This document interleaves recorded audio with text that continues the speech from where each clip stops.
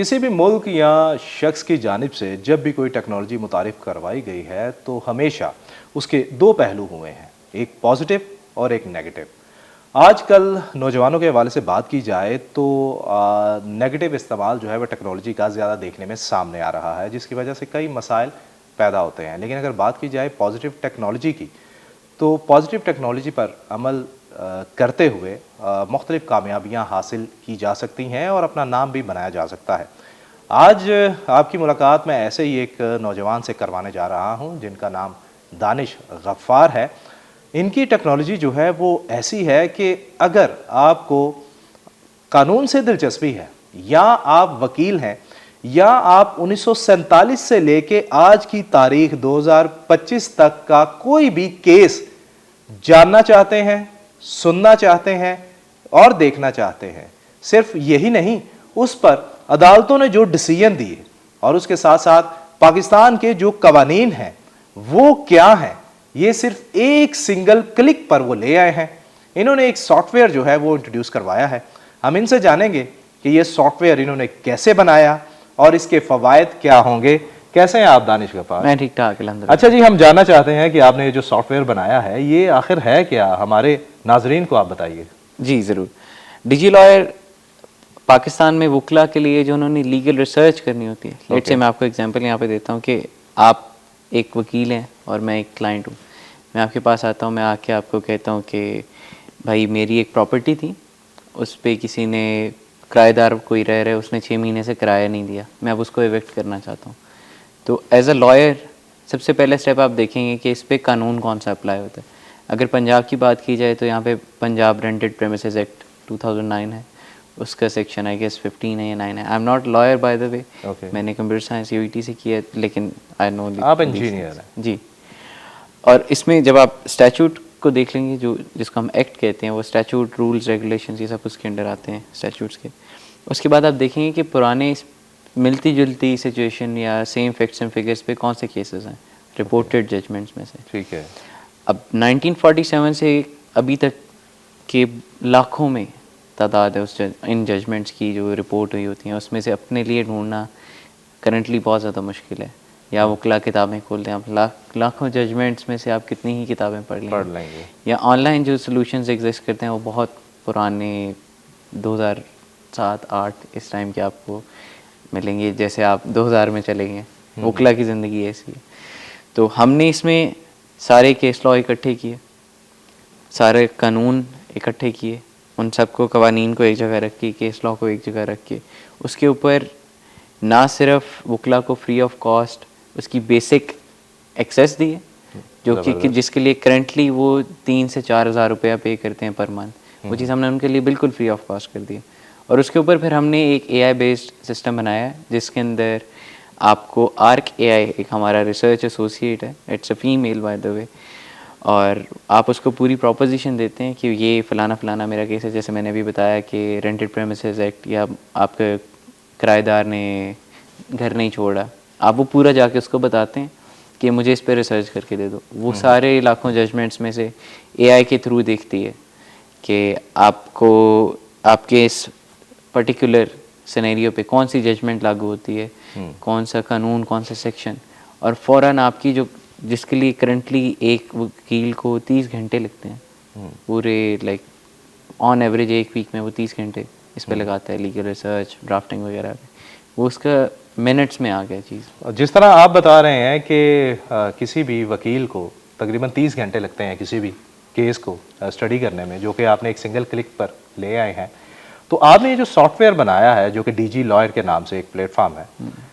इसको चूँकि आप तो बहैसियत एक इंजीनियर हैं, इसको बनाने का ख्याल कहाँ से आया और कितनी मुद्दत लगी है आपको ये सॉफ्टवेयर बनाने में? ये भी बड़ी एक दिलचस्प स्टोरी है। एक चीज़ जो इसमें बहुत मेजर है वो ये है कि मेरे वालिद साहब वो भी एक वकील हैं, लेकिन मेरा एक कह लें टर्न ऑफ इवेंट्स इस तरह का हुआ कि मैं किसी चीज़ पे काम कर रहा था, उसके पेटेंट्स के लिए मैं वालिद साहब के पास गया। उन्होंने कहा कि यार ये मेरे पार्टनर हैं, ये IP मतलब इंटेलेक्चुअल प्रॉपर्टी को देखते हैं, तो आप इनसे रब्ता करें, ये पेटेंट्स के बारे में आपको बेहतर गाइड करेंगे।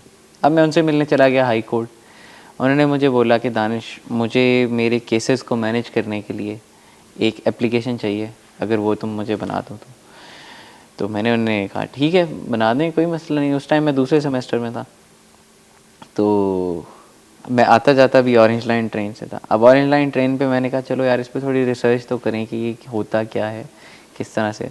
जब वकला से बात की, कोई 400-500 वकला तकरीबन 2-3 महीने में मैं उनसे मिला, तो मुझे ये समझ आई कि अच्छा अभी मैनेजमेंट तो वकीलों में बहुत दूर की चीज़ है, but they are much more painful things, जिसमें एक बहुत बड़ी चीज़ लीगल रिसर्च है, जिसमें हम कराची, लाहौर, इस्लामाबाद में तो फिर भी सॉल्यूशंस कुछ ना कुछ लोग अवेलेबल हैं, उनको वो यूज़ कर लेते हैं, 3-4 हज़ार रुपया पे कर सकते हैं।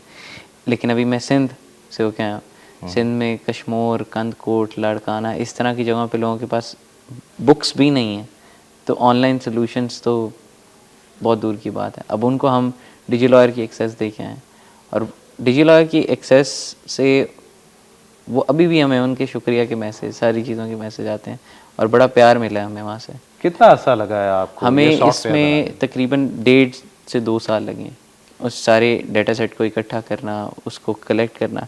इसमें कई ऐसी चीज़ें हैं जो कि पाकिस्तानी जस्टिस सिस्टम के लिए हमने इंट्रोड्यूस करवाई हैं, जो कि आज से पहले पाकिस्तान में अवेलेबल ही नहीं थी।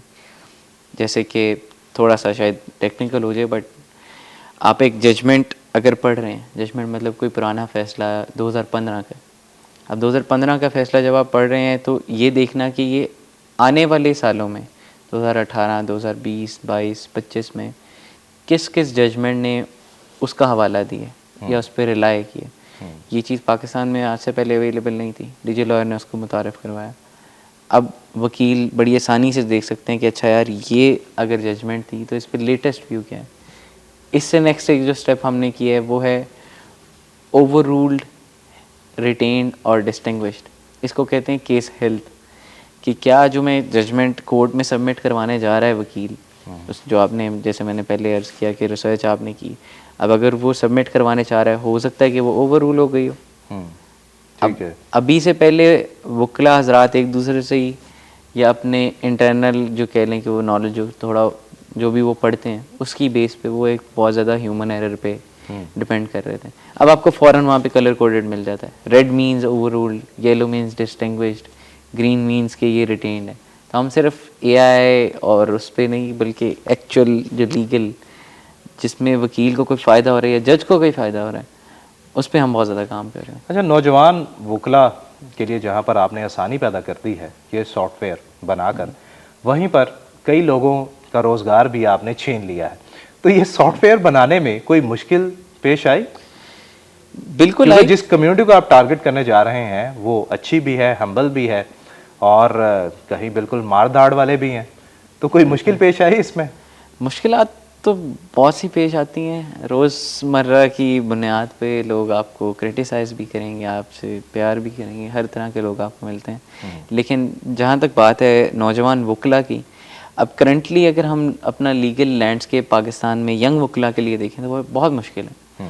स्पेशली अगर आप फर्स्ट जनरेशन लॉयर हैं, आपके वालिद या दादा या आपकी कोई पुश्तों से वकालत नहीं चलती आ रही, तो उस बच्चे के लिए बहुत ज़्यादा मुश्किल है। वो लॉ फर्म्स में जाता है, उसको 2-2 साल ड्राफ्टिंग करवाई जाती है, उसको 2-2 साल रिसर्च करवाई जाती है, उसको एक्चुअल केस में या कोर्ट में ले जाया ही नहीं जा रहा। और ये तो मैं लड़कों की बात कर रहा हूँ, लड़कियों का इससे बुरा हाल है। उनको कह लें कि आप प्लेटफॉर्म ही नहीं दे रहे तो वो आगे कैसे आएंगी। आप हाई कोर्ट मेरे साथ अगर कल चलेंगे, आपको 95% जो है वो मेन नज़र आएंगे, 5% में मेन नज़र आएंगे। बिल्कुल ये भी एक बहुत ज़्यादा डिस्पैरिटी क्रिएट हुई।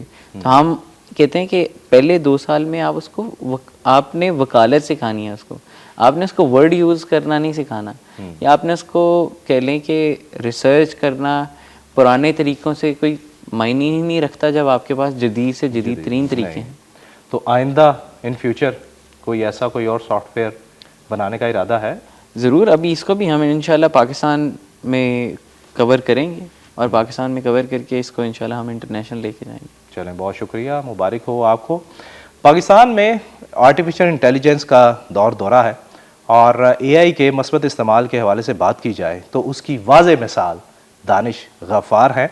पाकिस्तान में टैलेंट की कमी नहीं है, और ये जो सॉफ्टवेयर बनाया गया है इस सॉफ्टवेयर की सिर्फ लॉ में नहीं बल्कि हेल्थ, एजुकेशन समेत हर सेक्टर में ऐसे सॉफ्टवेयर का होना और बनाया जाना बहुत ज़रूरी है, जिसमें हुकूमत को भी चाहिए कि वो ऐसे नौजवानों की दादरसी करे और नौजवानों को भी चाहिए कि वो टेक्नोलॉजी का पॉजिटिव इस्तेमाल करते हुए मुल्क और कौम की खिदमत करें।